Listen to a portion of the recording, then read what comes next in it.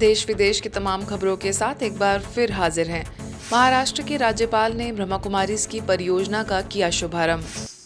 That Brahma Kumaris are continuously doing the job that society should realize itself. They want to create a very positive society where love, peace and harmony are existing forever. That's why Brahma Kumaris organization has come to serve the society. They are not only here, they are all over the world, and I had been effort taken by Brahma Kumaris to keep peace, loving each other and creating a very harmonious society is the most essential thing of the world today. So Brahma Kumaris Dhyan, their practice, their preaching is helping us to learn one thing. अभी आप सुन रहे थे महाराष्ट्र के माननीय राज्यपाल CP Radhakrishnan जी को, जिनके द्वारा मुंबई स्थित राजभवन में ब्रह्मा कुमारी संस्थान की वैश्विक परियोजना सार्वभौमिक संस्कृति, प्रेम, शांति और सद्भाव का राष्ट्रीय स्तरीय शुभारंभ किया गया। यह परियोजना ब्रह्मा कुमारीज के कला एवं संस्कृति प्रभाग की एक पहल है, जिसका उद्देश्य कला और कलाकारों के माध्यम से कलाकारों, विशेषकर युवा पीढ़ी को भारत की संस्कृति एवं सभ्यता तथा सनातन धर्म के मूल्यों से जोड़ना है।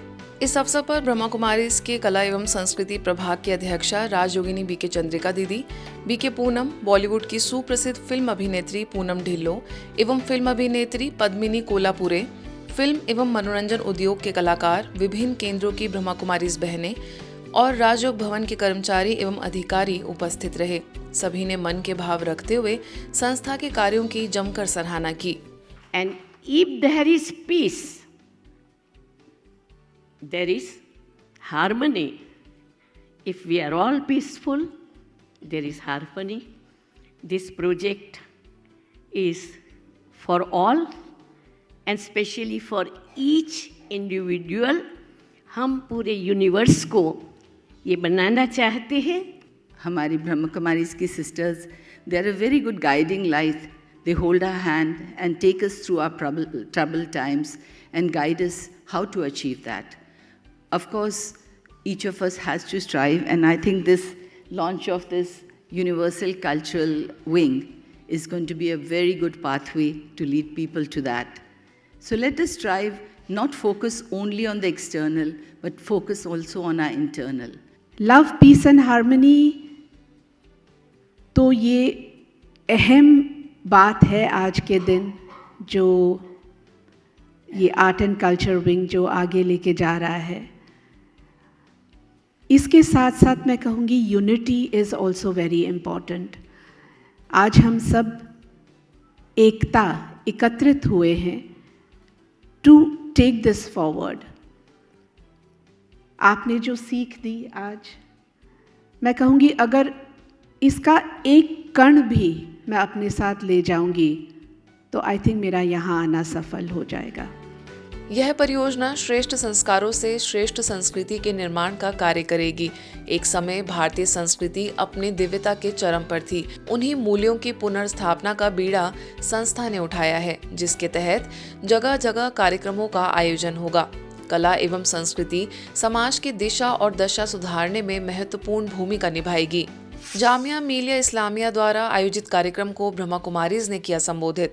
नशा मुक्त भारत अभियान के तत्वाधान में जामिया मिलिया इस्लामिया द्वारा राजधानी दिल्ली में एक विशेष कार्यक्रम आयोजित किया गया, जिसमें भारत में नशीली दवाओं के दुरुपयोग की समस्या और युवाओं पर इसके प्रभाव विषय पर एक पैनल चर्चा के लिए ORC से राजयोग शिक्षिका बीके विधात्री को संबोधन के लिए विशेष आमंत्रित किया गया। बीके विधात्री ने इस महत्वपूर्ण मुद्दे को संबोधित करते हुए व्यसनों से निपटने और राजयोग ध्यान की मदद से युवाओं को स्वस्थ भविष्य की ओर मार्गदर्शन करने पर ध्यान केंद्रित कराया। सत्र में राजयोग ध्यान का अभ्यास भी कराया गया, जिसकी सभी प्रतिभागियों ने सराहना की। भारत सरकार की नवरत्न कंपनी NBCC में ब्रह्मा कुमारीज ने कराई क्लास। दिल्ली लोधी रोड सेवा केंद्र द्वारा भारत सरकार की नवरत्न कंपनी NBCC इंडिया लिमिटेड में कर्मचारियों के लिए 1 दिवसीय कार्यशाला का आयोजन हुआ।